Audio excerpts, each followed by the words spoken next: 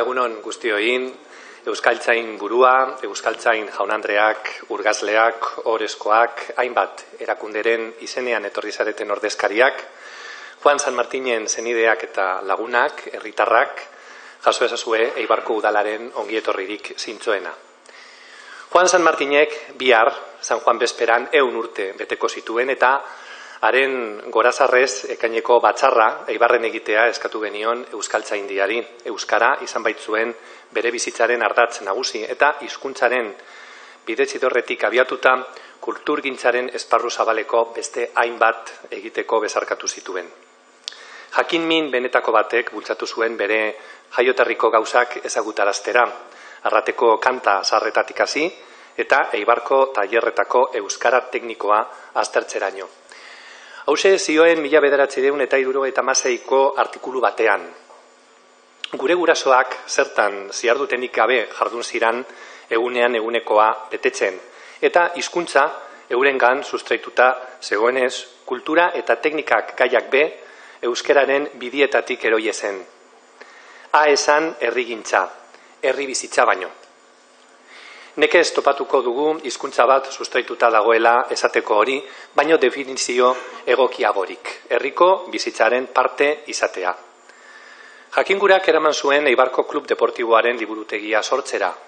Liburuak elkarteko kirol jardueraren osagarri eta aberazgarri ezezik, ezjakintasunaren zendabidetzat hartuta, mensana inkorporezan oura bere elkarte maitenetako batean aplikatuta.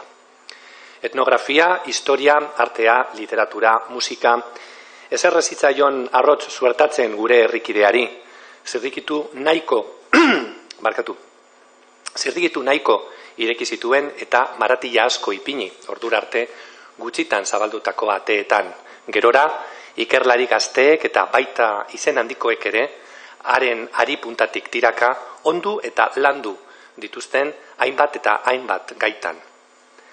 Eibarko udalean, Juan San Martin beka ateratzea erabaki zenean, Juanito gure artean zela, euskaraz sortutako ikerketa lanak bultzatu nahi genituen. Ordutik ona urte asko pasatu dira eta lehen esan dudan, hizkuntzaren bidezidor horretan aparta izan da lortu den emaitza.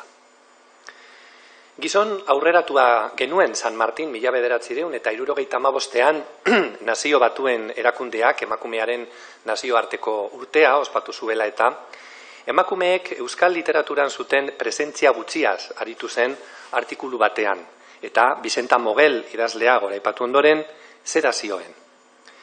Beste mende bateko izilunea gorde zuten Euskal Herriko emakumeak edo gordearazi zitzaien. Urte honetan, emakumezkoaren integrazio aldera egiten diren lanak langintza honetara behartzeaz postuko ginake. Zorionez, Euskal Letretan orduan baino emakume gehiago daude, baina oraindik ere, San Martinekin bat etorriz emakumeei lekua egin beharra dagoelakoan nago. 57 urte igaro dira ura idatzi zuenetik. Gizarte justuago bat gura zuen Juanitok, beti herritarren eskubideen alde arituko zen administrazioa, behartzuenen alde arituko zena, legebiltzarrak ararteko izendatu eta instituzioa ezerreztatik sortu zuenean, berehala hasi zen administrazioaren jarduera okerrei buruz herritarrek egiten zituzten kexak, eskaerak edo kontsultak jaso eta bideratzen. Prestutasun osoz eta apaltasunez, baina gogor bere egitekoan, humanismo hutsez eta askatasunez. Eibarko udalean ere jaso genituen haren gomendioak eta nola ez, haren esana bete egiten genuen. Orain gustatuko litzaidake Inigo Lamarka ararteko izandakoak San Martinen heriotzaren inguruan idatzitako hitzak irakurtzea. Herri honek zubigileak behar ditu, loturarik gabe, erabat libre bizi diren pentsalariak, printzipio etiko irmoak dituzten gizon emakume eskuzabalak eta idealistak. Duda izpirik gabe bat egiten dugu baieztapen horrekin. Eta lehenengo bidezidorrera bueltan eta gure herriko euskararen txokora etortzen lagai ezadazue, Eibartarren izenean alkatelegez dudan arrotasun puntu hau adierazten. Toribio Etxebarria izan zen gure herriko lehenengo euskaltzaina. Haren ondotik, Juan San Martin, Imanol Laspiur eta gure ondoan dugun Serafin Basauri etorri ziren euskararen hirukotea, 3 lagun urko, 3 urgazle. Eta gero, Euskaltzaindiak Euskaltzain izendatu zuen Juanito, eta azken urteotan, Luis Alberto Aranbarri, Amatiño, Jose Ramon Etxebarria, Joaquin Gorrotzategi, Odile Kruzeta eta Koldo Zuazo Ibartarrak dauzkagu hizkuntzaren zaintza etxe nagusian. Euskaltzaindiari benetako eskerrona erakutsi nahi diogu, Eibarko udalak behar esan duen guztietan, askotan esango nuke, akademiari laguntza eskatu eta berehala erantzun digulako egoki eta zuzen. Juan San Martinek batu gaitu hemen, areto honetan dakuzagu ark gugan utzi duen arrasto sakona, bihar San Juan bezperan 100 urte beteko zituen. Mila esker guztioi, ona etortzeagatik.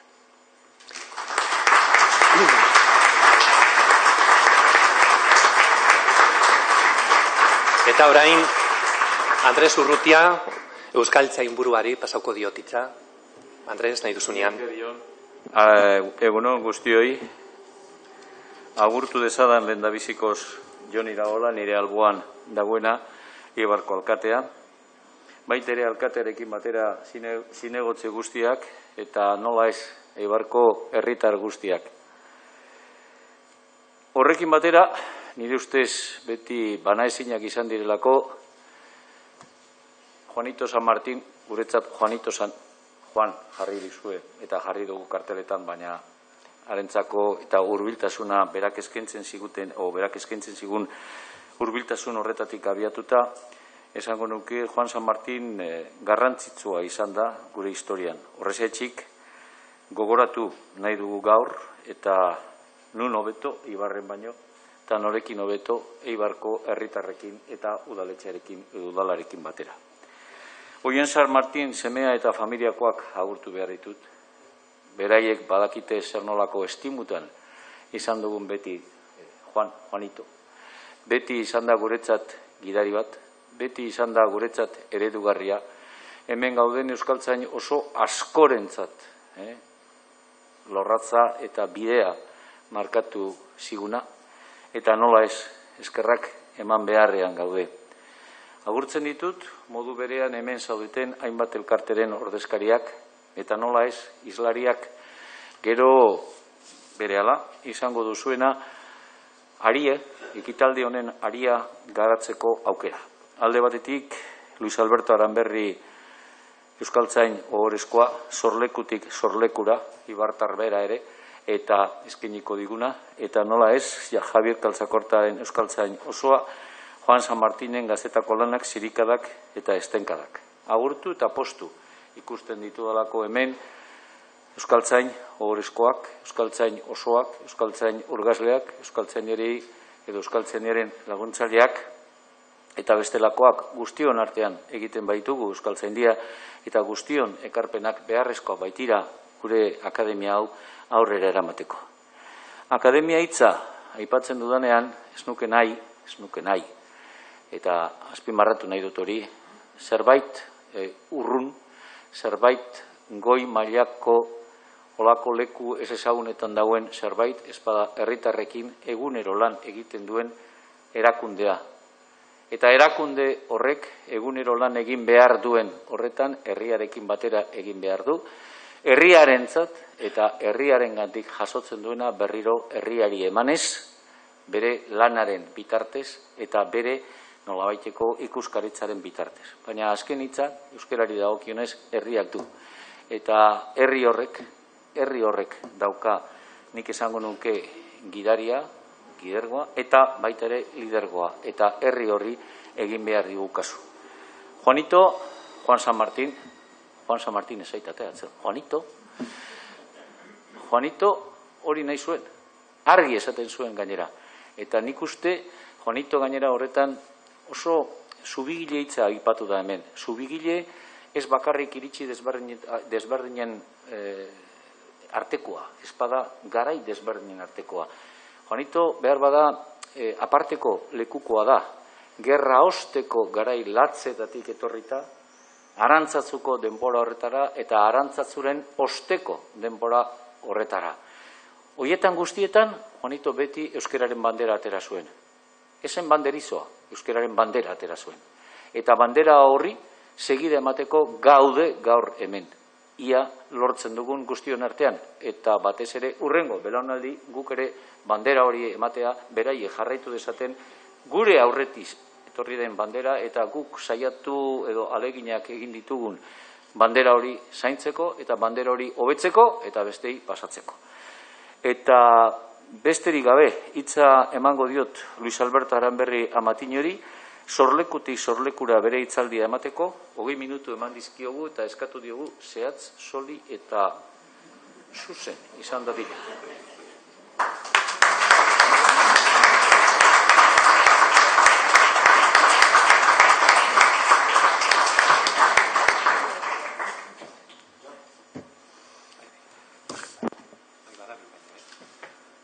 Jon Iraola, alkate jauna, Andres Urrutia, Euskal Zainburua, Oier Zamarti, Juanitoren semea eta gainerako lagun guztiak egunon eta ongi etorri.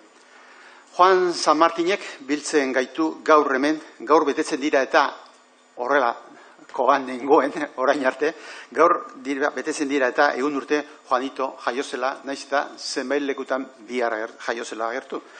Juanito espeleologoa, eskalatzailea, mendizalea, argazkilaria, etnografoa, arkeologoa, ikertzailea, biltzailea, poeta, kazetaria, itzultzailea, izlaria, euskaltzaina, arartekoa eta eibartarra.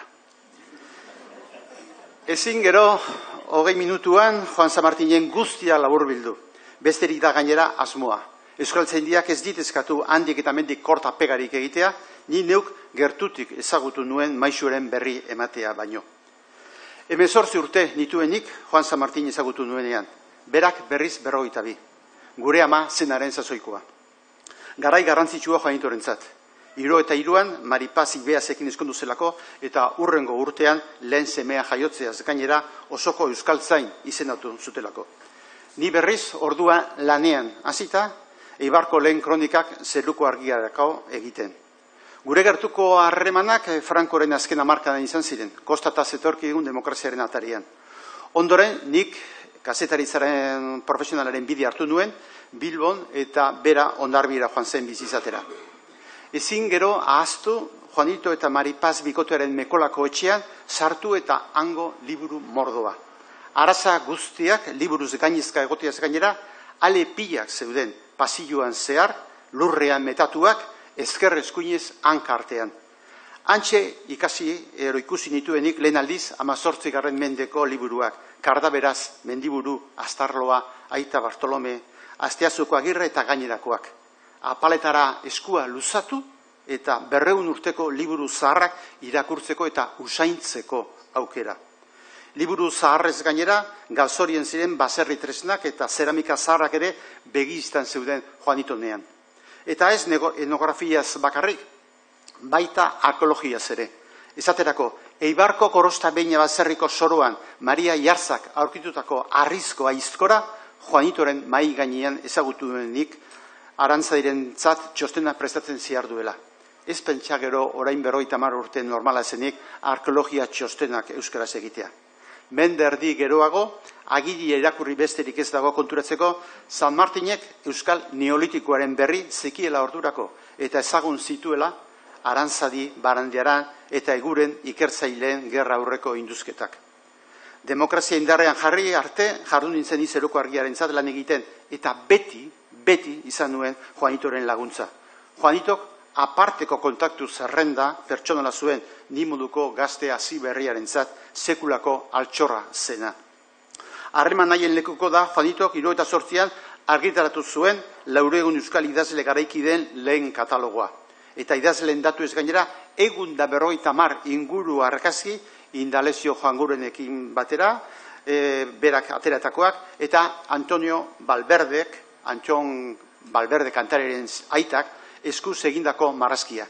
Gerra aurreko eta osteko euskal idazleak, eusko ikaskuntza Bergaran, euskaltzaindia Arantzazun, Toribio, Mogelen omenezko biltzara, Udaletxe Beronetan, Toribio Etxeberria, Edorta Alberdi eta Koldo Ormatxia Ibartarrak, Endaian, Salvador Basarri eta Eustapide Bertxotan, Juanito bera kajoitxurekin batera Aita Donostiaren monumentoan.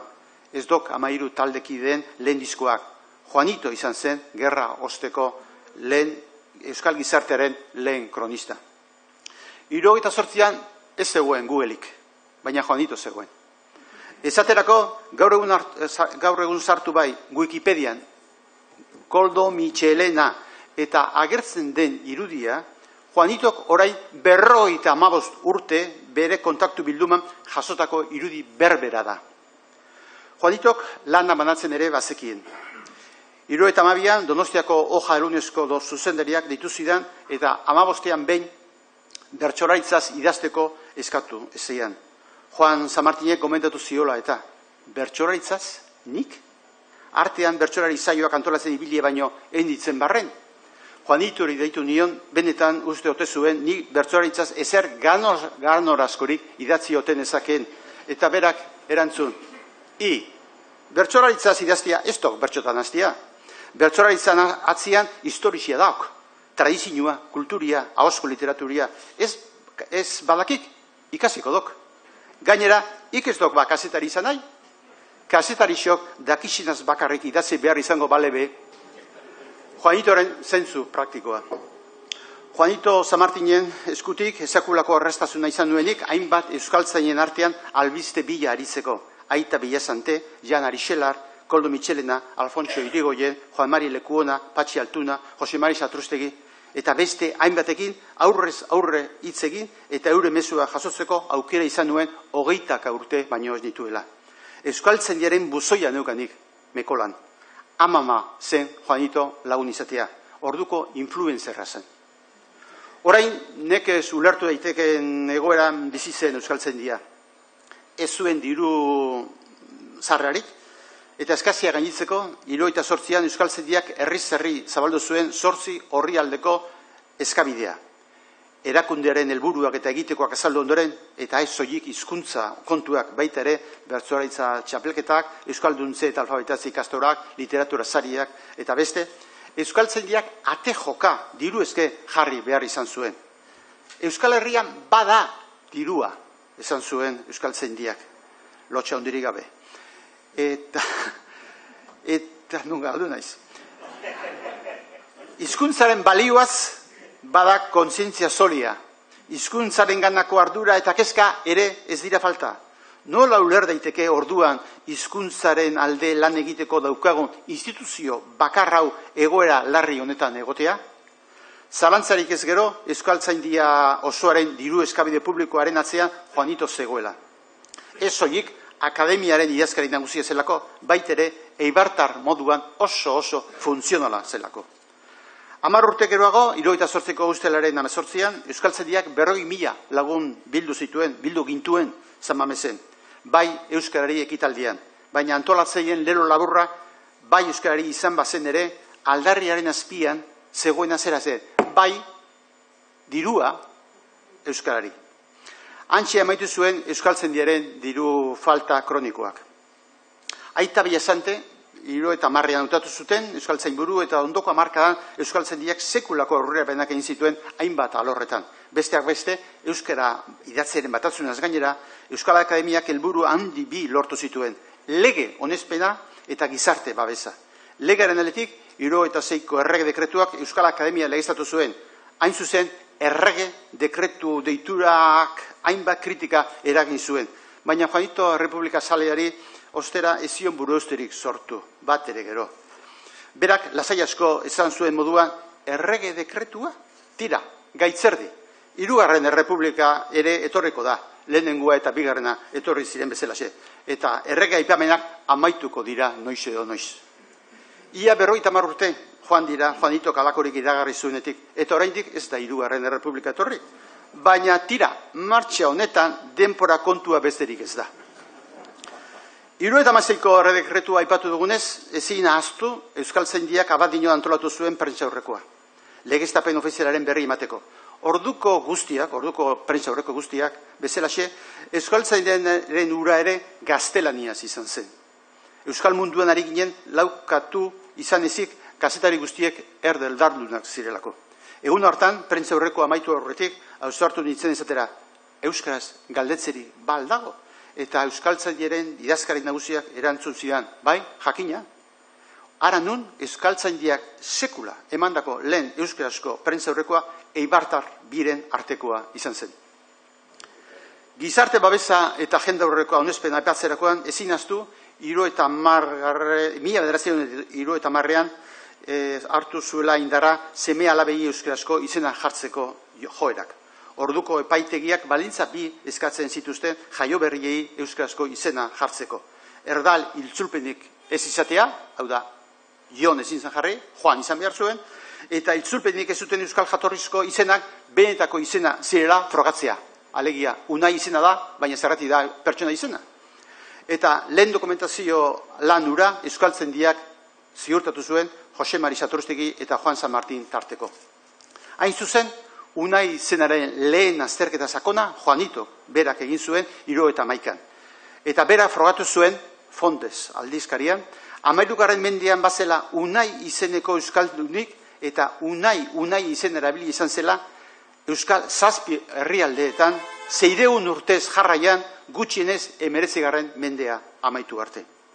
Honekin adierazten nahi dudana zera da, naiz gazte jendeak zarre pentsatu euskaltzaindia eguneroko kontuetan garrantzirik ez duten txikikeriak eztabaidatzen dituzten jakitun xarxamarra direla, euskaltzaindiari eta bete-betean gure Juanito egokitu zitzaion euskaltzaindiari zor diogula 40 urteko diktadura ilunean euskal kriseiluari eustea. Gaur egun eskolan, telebistan, administrazioan zein literaturan darabilgun euskara egokitzea eta neurriren batean baita gure seme alaben izenak indarrean jartzea ere. Juanitoren semeak dira Unai eta Oier. Euskal Herrian 14.000 inguru Unai bizi dira gaur egun eta 7.000 inguru Oier. Eta hain zuzen nagusienak, lehenengoak, zarrenak, piramidearen tontorrean aurrenak Unai eta Oier San Martin dira, eta hau ez da kasualidadea. Baina euskaltzain baino lehenago, Juanito espeleologoa eta eskalatzaile izan zen, eta ez nola nahikoa. Orain 4 urte inguru joan nintzen, Aragoiko hainbat mendizalerekin batera Xuberoa eta Biarno arteko Laberna leizera, barruan geundela gidariak laserrez horma ilun argitu eta erakutsi zigun 80 metro gora gogo zegoen zulua. Galeria San Martin esan zigun. Eta guk galdetu, San Martin? San Martin harriarekin, la Pierre de San Martin, harriarekin zer ikusirik duelako? Da gidariak erantzu, no, es porque la descubrió Juan San Martin, uno de Eibar. Eta nire Huescako lagunek berriz jopeko los de Eibar. Si va a ser cierto que es en todas partes. Bai, deanian ibilitako ibartarrak genuen Juanito Mendizalea. Eta besteak beste, Bulnesko Naranjora eta Mont Blanc bergera igotzen lehen euskaldunetakoa. Eta behin bentsat, Maripazekin batera. Goan izan, 1995ean, Espainiako Federazioak kirol merituari dagokion domina eman ziola. Erraz izaten da, baina kirol merituaren domina jaso duten euskal mendizalen artean, Edurne Pasaban, Juanito Iarzabal, Josune Berziartu eta askori gehiago ez. Horrez gainera, aurrenetako izan zen mendizaletasuna eta liburuak elkarrekin lotzen. Bera jarri zuen indarrean Klub Deportiboaren hiriburutegia ikusi entzun dugunez, eta berak argitaratu zuen orain 60 urte Peña Basorturekin batera Montañas Baskas gida liburua. Eta orain 40 urte berriz lehen mendibizikletan hasi ginenean, Ibartar bai gara hortan ere lehenengoak, Juanito proposatu zidan Peña Santiago Donostiako grafos liburu dendan salgai zuen kartografia militarraz baliatzea lehen mendibideak egiteko. Da horrela egin genuen. Orain Wikilog dugu, orduk aplikazioa San Martinze. Espeleologoa, eskalatzailea, mendigoizalea eta ezinbestez argazkilaria. 20 kasari irabazi zituen eta bere argazki liburua, bilduma, Gipuzkoako Diputazioaren sarean aurkitu daiteke. Hainbat fotografia ikonikoak dira. Esaterako, Jose Miguel Barandieran, txapel eta guzti, Santima Minen, barruan, barreneko labar pinturetan bisontiak eta zaldiak agertzen direla, benetan euskal argazki ikonikoa, klasiko bat. Ez dugu zeramikaz ezer esan. Garai hartan, zeramikaz arditurik handienetakoa Pedro San Cristobal zen, euskaldun berri eta euskaltzain urgarzlea. Behin aitortu zidan Perikok berak, bazelan norbait, antxiniako euskal zeramikaren aztaren bila, aparteko pieza baliotsuak ezagutzeko Kristoren bergi ona zuena. Anedota hura zeharo ahaztuan dukan, Maripazek orantxu kontatu arte, Periko San Cristobali hainbat aldiz aurre hartu izan zion aditu eskutua Juanito bera zela. Amaitu beharrean gaude eta ez dugu Mekolako tertuliez hitz egin. Denetariko jendia pasatzen zen handik, ostegunero esaterako, Gabriel Aresti, Maripazek presatutako tortilla jan eta hitz aspertu egiteko. Baina ez zen bakarra, Euskal Herriko guztiko bizitariak izaten zituen, eta ez idazleak soilik. Bizita baita artista jendia ere, Zumeta, Beorlegi, Txopitea, Larrañaga, Beobide, Oteiza eta bar. Antxon Narbaizak esana, Juanito netxian beti dakizu noiz sartzen zaran, baina sekula ez dakizu ostera noiz urtengo dozun. Juanitoren etxeko tertuliak ez ziren gainera Mekola gainean amaitzen. Maripazek gogoan ditu udako solasaldi luzeak erronkariko izaban. Erstornestarrak tarteko Mariano, Bernardo, Idoia eta beste. Pedro Miguel Etxenike zientzialariaren aita ere bertan zela. Amaitzeko, hainbat ibartarren kezka. Zerratik joan ote zen, San Martin familia ibarko zerlekutik ondarribira. Arrazoi bi izan ziren. Lena, Juanitok hainbat representazio zeramatzan Bizkai aldean, baina alakoren batean Donosti aldera pasatu zioten eta Donostiara joan behar izan zuen lanea. Orduan, 70ko hamarkadan izan txantxetako inondik ere Eibartik Donostiara egunero joan alizatea. Horrela, erabakin zuten Donostiara aldatzea. Baina familia osoa eta milaka liburu, pieza eta garaiko biluko lituzken etxerik Donostian aurkitzea ezen erreza eta segurutik merkeara ez. Auzorik auzo, bila aritu ostean, Maripazek, maitxik, Juanitok Maripazi maitxia esaten zion, baina ez, maitxia, esaten zion, maitxi! Eta maitxik pentsatu zuen, Donostian ezin bada eta aurrian ezin zan behar badau, zerratik ez inguruko herriren baten. Horrela aurkitu zuen, Maripazek berak Hondarribian etxe bizitza handia, norrola baino zabai altuagoak zituena, liburuak hormetan gora pilatu ahal izateko. 50 urte geroago etxea museo bizia da. Edozein egunetan Juanitok etxeratu eta bere bulegoan jarri behar izango balu bezala. Liburuak, argazkiak, sariak, zeramika ontziak, Maripazek opa izandako makillak, oroigarriak, Juanito bete-betean. San Martinek denetik egin zuen, bai. Sarri izaten denez, Juanitok untzagan zebilenak dantzanein eta Elisa Mandegia pasau ezik, danetik egin joan. Baina baita isilpekoak ere. Izaterako, errebestara joan behar izan zuten makinatxo bat karta idatzi, justo garate handimei bineak abeitia eta Jokin Zaitegi tarteko. Ondortxo dakit nik, Juanitok eta Jokin Zaitegi estimo haunditan zutena elkar, biek aitortua. Juanitok izana, Euskararen alde bizitza eskaini dutenen artean ez da Zaitegik aina eman duenik, eta ezarri lan asko egin badu ere, beste asko lanbidean jartziaz egin zuena, esan ekintza txikiagoa. Juanitos ere, beste horren beste esan liteke. Langile amorratua bai, baina ezen txikeo izan, bere garaiko erakundeak, elkarteak, taldeak eta inguruko jendea lanean jartzeko eraginkortasuna. Galdetu bestela, Euskal idazleen eta itzultzaileen elkartei eta urte zaietako aldizkariei egan mitikoari adibidez. Amaitzeko zertzela da bi. Juanito zein erreferentzia galanta zen konturatzeko. Diotenez, Suzuko Tamura hizkuntzalari japoniarra Tokiotik Bilboko aireportura heldu eta aurkitu zuen lehen pertsonari galdetu omen zion. Barkatu, baldakizu nun biziren Juanito San Martin? Hainbatek uste izango du, hau larreekeria dela, baina demazagoa izango dizuet. Urkiola inguruko arkeitzen artean, atxarteko arrizko horman, jarrita dago plaka bat zera dioena. Juan San Martin, eskerrik asko. Hori bai dela, benetan herri omenaldi anonimo eta unibertsala. Beste inor zeuzen alduzue?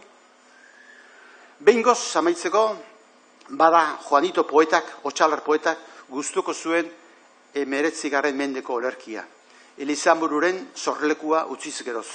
Ezkontza egunean kantatu zuten eta baita hietan ere. Oraingo hau ere unea proposa berriro gogoratzeko. Entzun dezagon Juanitoren omenetan nire aldetik eskerrik asko eta Uxu Alberdik du hitza. Eskerrik asko Amatxino eta Uxu entzun baino lehenago, Javier, Kaltzakortarena entzungo dugu, eta gero Uxue entzungo dugu. Egunon guztioi, herritar eta erbestetarroi. Hemen idatzi egin dut, hemen esan dira nik ere idatzi ditudan gauza batzuk, baina hala ere idatziari jarraituko diot. Biharko egunez, orain dela 100 urte, San Juan bezperan jaio zen Eibarren gaur omentzen dugun Juan San Martin. Eibarko zein Elgoibarko ume jaio berriak ez omen ditu Urrutitik, Parisetik, zikoina delako hegaztitzar batek ekartzen. Eibar Elgoibarretako ume jaio berriak oso gertutik, Arratetik ekartzen omen dira. Ez dakit nola den ekartze hori, baina Arraten sortzen da bizitza, Juan San Martinek berak artikulu batean laburbildu zuenez. Eibar Elgoibarretako aur jaio berriak, beraz, Juan San Martin bera ere Arratetikoak dira. Uste izatekoa da, gure omenduari, San Juan bezperan jaiotzeak izena ez ezik, udako solstizioaren ohiturak aztertzeko jakin mina ere biztu ziola. Diogunaren froga dira Ekaineko Donibane edo San Juani eskaini zizkion ikerketa eta artikuluak. Juan San Martinen nortasuna beratzean, mendizaletasunak, espeleologiak, eskaladak, etnografiak, historiak, arteak, literaturak, eta euskaltzaletasunak denek dute beren lekua. 1922an Eibarko familia euskaldun batean jaio zen, eta gerra krudela zein gerra oste luzea ezagutu zituen. Euskaltzaletu zenean, euskaraz idazten hasi zen Guatemalako Eusko Gogo aldizkarian, Jokin Zaitegiren eraginez. Gerra osteko euskararen kontrako garai oso zailak ezagutu zituen, eta Arantzazuko batzarreko giro mingotsa eta ondorengo eztabaida bizi eta sutsuak ere bizi izan zituen. Saio literarioa edo nahiago baduzue saiakera izan zen, ene ustez, Juan San Martinen jardunik oparoenetakoa. Saiakera bestalde egunkarietan zein aldizkarietan argitaratu zituen. Egunkarietako lanetako asko liburuetan bilduak daude. Hoja del Lunes egunkarian argitaratutako lanak Gogoz liburuan bilduak daude. 1978an liburu honek beste egunkariko artikuluz osatutako 2 libururen segida ekarri zuen, bidez eta landuz. Liburu hauetan egunkari artikuluak alor diferentetan sailkatuak daude, etnografiaz, historiaz, arteaz, musikaz, hizkuntzaz eta literaturaz, oroitzapenez, humoreaz eta abarrez. Literaturaren inguruko saioak batez ere literaturaren inguruan eta Juan San Martinen antologia liburuan bilduak daude. Saioa da era berean 1998 urtean argitara eman zuen Euskararen ostarteak liburua. Nire gaurko eginkizuna Juan San Martinen zirikadak eta estenkadak liburuen gainean hitz egitea da. Liburu hauek itxaropena argitaletxean atera ziren. Lehena, zirikadak 1960an eta bigarrena estenkadak handik 5 urtera, 1965an. Estenkadak eta zirikadak liburuen artean egan aldizkarian Eibartar Zelebriak izenburu nagusiaren azpian sail atera zituen. Tankera honetako ipuin laburra Gogoz eta Bidez liburuetan ere jasoak daude. Humorez sailean. Horra beraz, non aurki litezkeen Juan San Martinen humorezko kontakizun laburrak. Zirikadak 60an eta estenkadak 65an. Juan San Martinen lehen 2 liburuak, zirikadak eta estenkadak, sinonimoak dirudite. Eta lehen liburuak, zirikadak, Luis Michelenaren erreseina gogoan garri bat izan zuen egan aldizkarian. Eta bigarren liburuak estenkadak Nikolas Ormaetxea Orixeren are erreseina goragarriago bat. Honelaxe zioen Luis Michelenak, 60an. Ipuiak berak, nolakoak diren, zerorrek ikusi behar duzu irakurle. Ez zera erraz damutuko. Horixe aldez aurretik esan diezazuket liburu hau erosteaz. ez dira guztiak noski maila batean ipintzekoak, baina guztiak dira biziak, egokiak eta aixa baino aisago irakurtzen diren horietakoak. Batzuek berriz, eta ez gutxi, bere laburrean eta zorrotzean, gainekoak. Hau, Mitxelenak dio, gainekoak. Txapela, makila, naiz, kopa, eskainiko balu inork euskal unorearen sari, egin diteke orain, San Martin eskerrak elitzakeela Eibar Plaentzietatik urruti geldituko. Nikolas Ormaetxea Orixek, Mitxelenak berak baino are kritikoa goresgarriagoa egin zion, Karmel aldizkarian.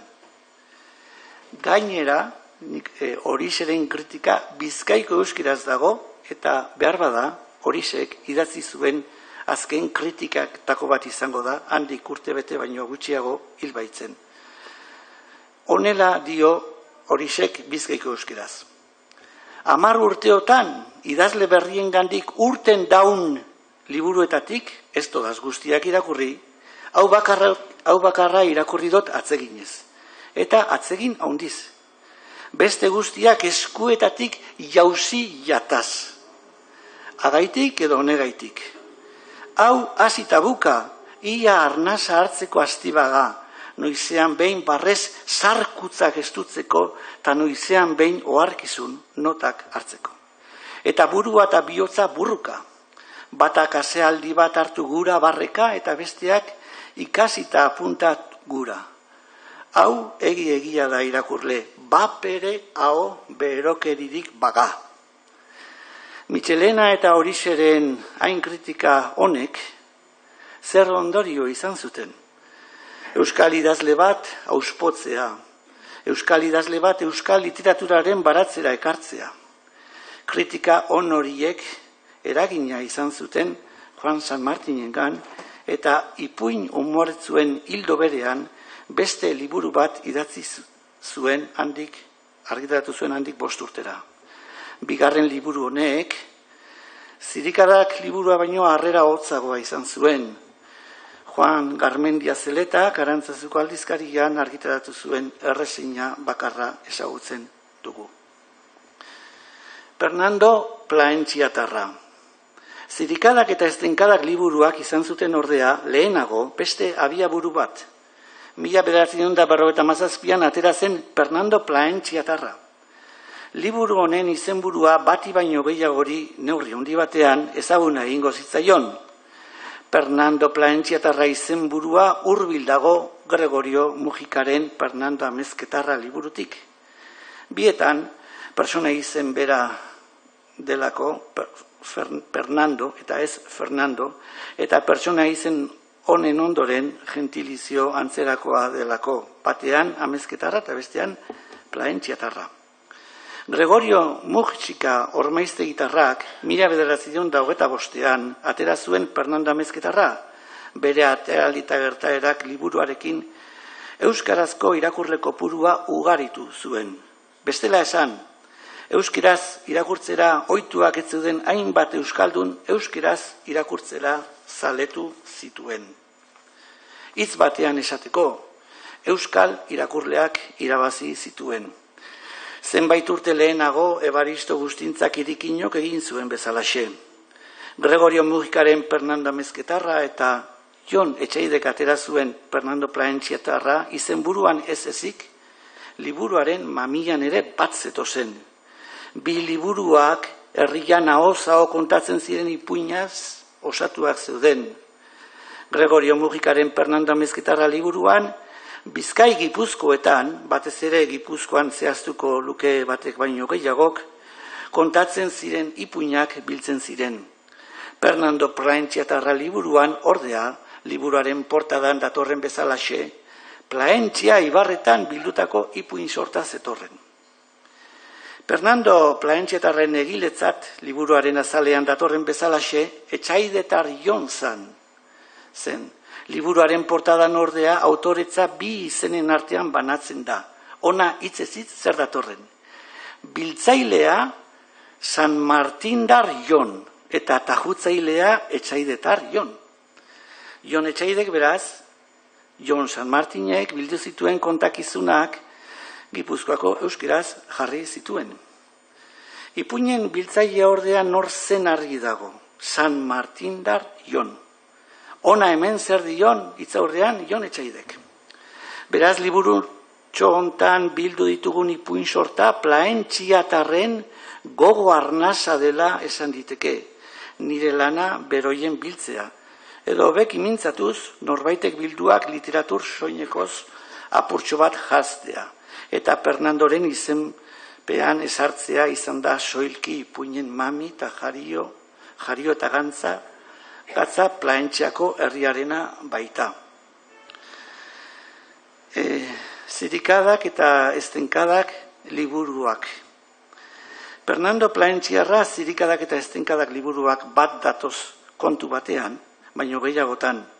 Hirurak herri ipuinen bildumak dira eta hiruretan herri kontakizunen bidez barrea eragin nahi dute.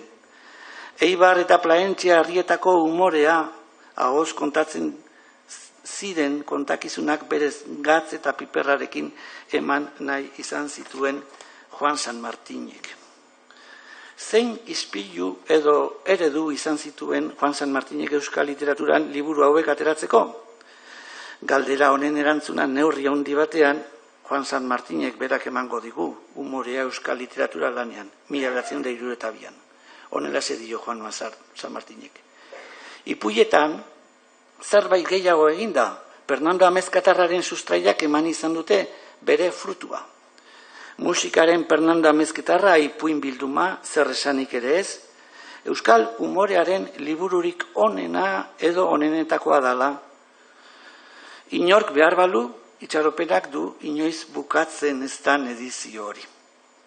Baina, idazleetatik umoretsuena Urruzuno Elgoibartarra izan da. Jakina, inguru hartakoa izatearren, Plaentziako haizeen ikutua darama. Orain arte bera dugu nagusi. Nere eskuetara lehenengo jauzi zan euskarazko liburua berea izan ezpalitz, behar bada, orain ez nintzen euskaltzale. Berak eman zidan kemena euskeraz ere gauza onak izan leikezala konturatzeko. Bere ipuinak noiz nahi eta nun nahi irakurri izan dira eta irakurri izango dira. Kirikino da beste egile bat, euskal humorezko antologia bat inoiz egingo balitza buruzagien alkian eseri behar litzakena. Horra Juanen hitzak. Juan San Martinen aipamen luzetxo honetan, ipuin idatzitako umorearen berri ematean, autore guztien artean, batez ere bi aukeratzen ditu, Gregorio Musika eta Pedro Miguel Urruzuno. Bi hauen artean inolako dudari gabe Pedro Miguel Urruzuno Elgoibartarra gailentzen du. Horra beraz, urrutira joan gabe, Eibartik zein Plaentziatik hurbil nola topo egiten duen Pedro Miguel Urruzunorekin. Pedro Miguel Urruzuno idazle ugaria izan zen bertsoz eta izlauz, eta Urruzunoren umoreak eta herri euskerak, euskaltzale eta idazle batengan baino gehiagorengan izan zuen eragina. Pedro Mari Urruzunoren ipuinak delako liburuak Antonio Zabalarengan ere eragina handia izan zuen. Antonio Zabala oinan jesuita gaizela bi euskal liburu iruditu zitzaizkion eredugarri. 1930ko Pedro Mari Urruzunoren ipuiak eta Pedro Mari Otainoren Alkar. Juan San Martinen zirikadak liburuaren tankerako beste liburu batzuk ere argitaratu ziren osa denbora gutxiren barruan. Eta nik uste dut, behar bada, Juan San Martinen liburu honek izan zuela eragina, horren ondoren etorri ziren zenbait libururen argitarapenean. Esate baterako, 1961 Luis Villasantek argitara eman zuen Aitonaren Usta liburu eredugarria, 1961. Liburu honetan Graziano Anduaga esaltzako Aitonaren hainbat kontakizun barregarri bilduak daude.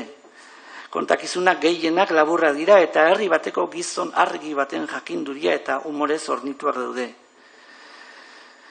Zirikadak eta Aitonaren Usta liburuetan herri bateko euskera islatzen da, Eibarko eta Oñatikoa.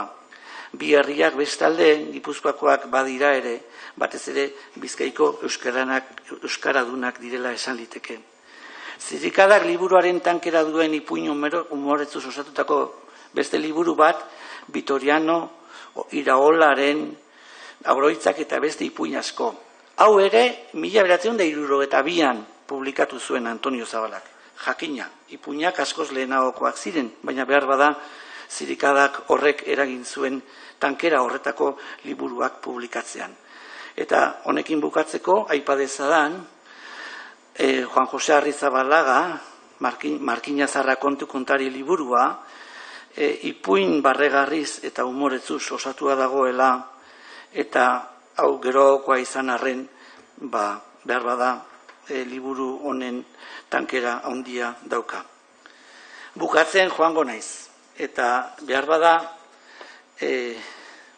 badarik gabe, zirikadak eta estenkadak liburuetan dagoen gauzarik ederrenetako bat da ez bakarrik umorea euskera bera ere. Euskeran oso aberatza da, eibarko kontakizunak dira, eta hitz batzuk esate baterako oso eibartarrak, eta esate baterako bata zer esanik ez, forjari hitza esango nuke, eta forjari esaten dudanean, hau esango dut.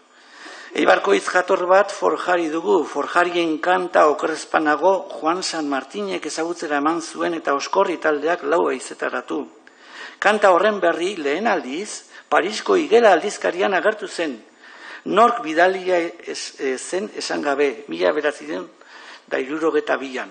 Gerora, 1961an Anaitasun aldizkarian, Igelan agertu zen kantua osatu zuen Juan San Martinek, honela se dio Juan San Martinek.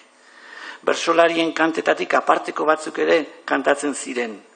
Eibarren nere hortzaroan forjarien kanta akabanera doinuz. Oso kanta gogorra da, bere ideia egitura utopiaz sozialismo garaikoa. Itxura danez, kantok ez ziren Eibarren bertan sortuak. Baizik lehenago beste nonbait erabiliak eta Eibarko gertakizunetarako hartuak. Eta bukatuko dut, esanez, laburbilduz, bai zirikadak eta bai estenkadak, Eibarko euskera eder eta zoragarriaren izpilu ez ezik, hemen, orain dela 60 urte, herrian kontatzen ziren ipuinen bilduma izateaz gainera, umore ederraren izpilu ere badila. Eta bukatzeko, amaitzeko, eibartar jatorrok, eibartar eta erbestetarrok, txarto esanak parkatu eta ondo esanak gura badozue gogoan hartu.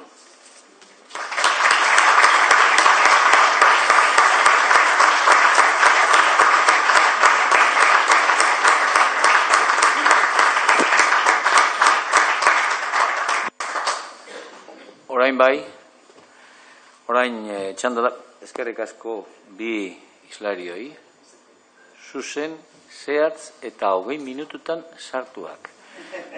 Aldez aurretik zuekiko neukan leyenda beltzura deseginda geratu da. Sorlekua utziz geroz, ondiko tzala beharrez, Jainko ona urrik aldu da beti nere nigarrez. Ta primaderan hasi orduko arbolak estaltzen lorez. Xorito bate heldu zaut beti, nere herritik egalez. Nere ganat hain urrundik, etortzean unatua. Arbolarik urbilena du bere pausalekua. Aldaxka gorenean horran unden lokartua. lumapean du zango bat eta hegalpean du burua. Pausa adilo egizak, xori maitea bakean, atzarriani irezain, hemen naukire aldean. Urxortarekin horra horgero papurrak leio gainean, bainan gero hango berriez, oroita diatzartzean. Oroita di baixoria, herriko maite berriez, nere aitaz, nere amaz, nigarrez nik utziez. Ta mintzak itaurridez eta mintza lagun honekiez, mintzani horrere antzigabe, maite nituen guziez.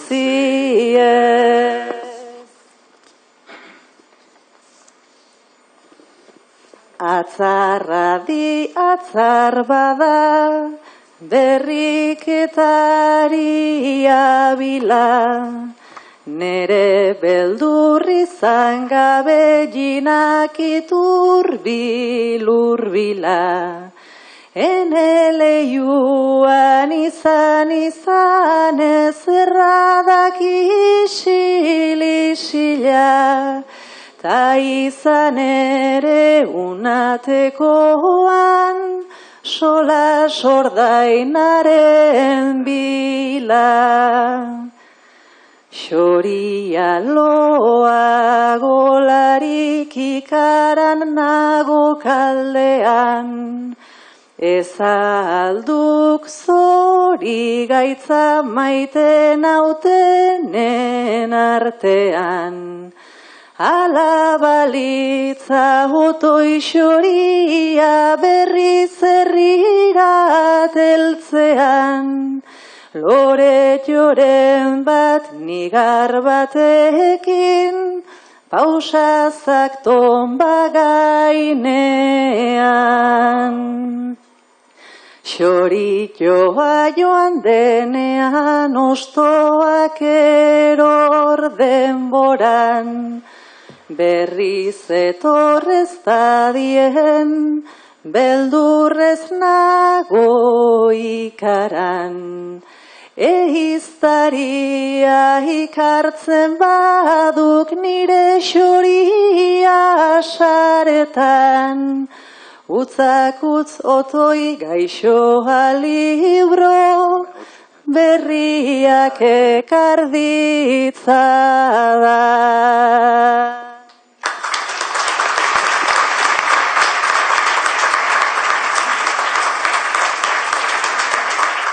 Bueno, honekin amaitutzat eman dugu Juan San Martinen jaiotzaren 100. urte hurrenaren omenezko ekitaldi hau. Eskerrik asko benetan etortzeagatik, baina amaitu baino lehen detailetxo bat eman nahi diegu hemen dauden bi pertsonei. Bata da Oier San Martin eta bestia Andres Urrutia, beraz aurrera joango gara detailetxo horiek banatzera. Eskerrik asko.